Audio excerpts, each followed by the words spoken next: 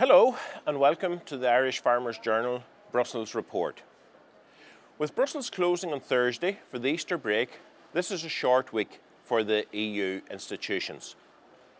The Parliament's Agriculture Committee has reconvened on Brussels on Tuesday and Wednesdays following MEP's week in Strasbourg. On the agenda is a meeting with the Director of the European Food Safety Authority on recent and current activities relevant for the agriculture sector. Brazilian meat could get a mention here. There will also debate the consequences of climate change for EU agriculture, a follow-up to COP21 Paris conference. And they will also debate a mandate for the trilogue on the 2018 budget. This is a joint discussion between the Commission, the Council and the Parliament.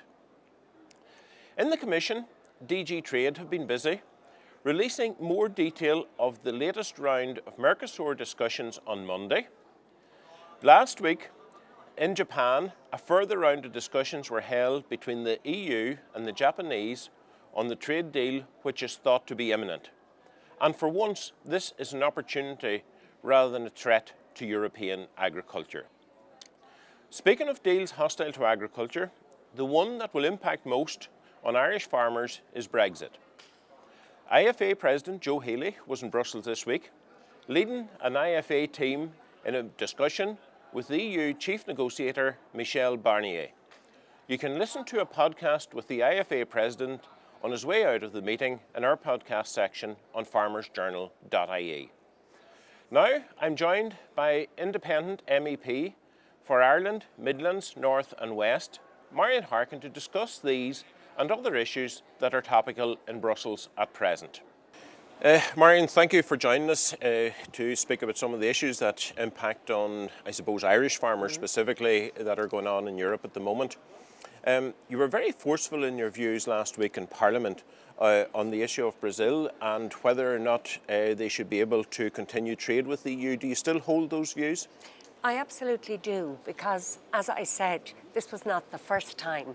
It's the second time. I remember 10 years ago when the IFA and the Farmers Journal went to Brazil, and their findings were such that we changed some of our rules and regulations here. 10 years later, this massive scandal that's, through all levels of the Brazilian food chain, right up to the highest level, we see that this is exposed.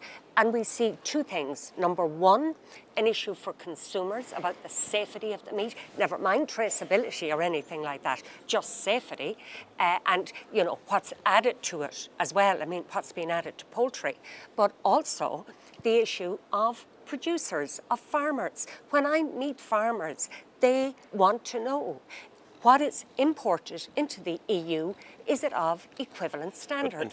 In fairness, Commissioner Andriukaitis came to Parliament and he did explain that the 21 factories that were investigated are currently suspended from supplying the European Union, and also that they are sending an audit team out early in May to check the systems and the procedures that are in place in Brazil. Does that not give you the confidence that the EU Commission are in fact on top of this? Well, if you look at what happened after the 17th of March, when this became public, China, Canada, South Korea, Hong Kong, various other countries moved immediately to ban imports from Brazil.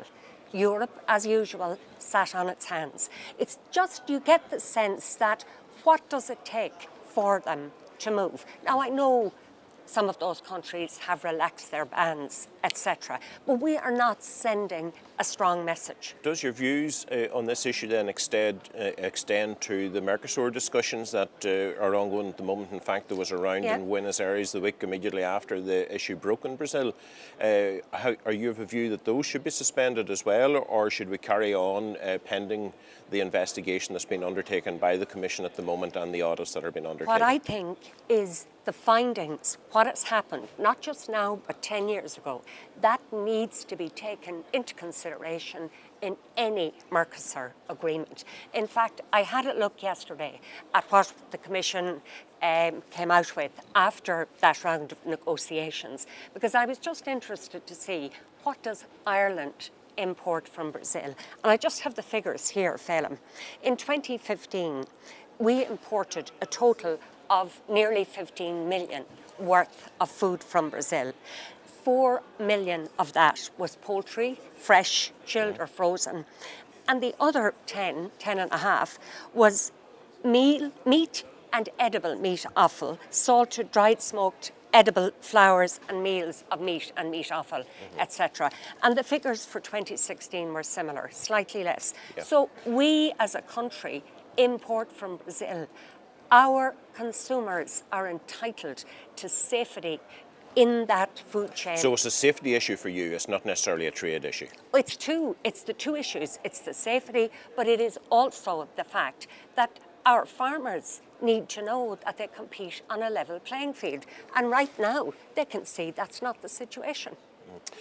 I presume on Japan then, given that it's more so Japan's an importer meat, I presume you've been more favourably disposed towards a trade deal with them, which seems to be getting very close as well? Yes, we are led to believe that it is quite close. We obviously have to wait and see the detail, but for now things look much more positive in that direction. Finally, Marian, if I might ask you, the Common Agriculture Policy, it's out for consultation at the moment. It closes on the 2nd of May. Will you yourself be making a submission on that? And have you any thoughts on that you can share with us today? Yes, indeed. Yes, actually, to both questions.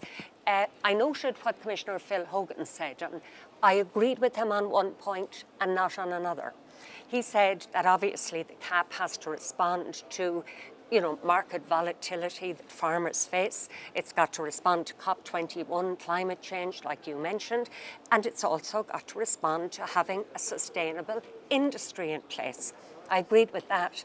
What I disagreed with was he said that, CAP is too complex because of co-decision. So what Phil Hogan was sort of saying, and not even in code, was, well, if we just had the Commission and the Council doing this, we would have a less complex bureaucratic deal. But look back, that is factually not the case. The last time out, for the first time, the Parliament had a real say. Some of our interventions, I believe, were crucial. For example, I was the only Irish MEP, as it happened, to put down an amendment on coupling. That amendment actually made it right through, and it's in the final text. Also, one of the Parliament's red lines was the 2% for new farmers for intergenerational renewal. So I believe that the intervention of Parliament, which is directly elected, I go to the IFA meeting, so does every other MEP. I go to the ICSA, the ICMSA, all of the different farming organisations. I listen to farmers. I reflect their views here in the legislation. So I won't have Hogan telling me that it makes it more bureaucratic and complex, because I'm reflecting what they're saying to me. And you will be making your submission and having your say along with everyone else that has the opportunity, of course, up until the 2nd of May. Marian Harkin, thank you very much. Thank you.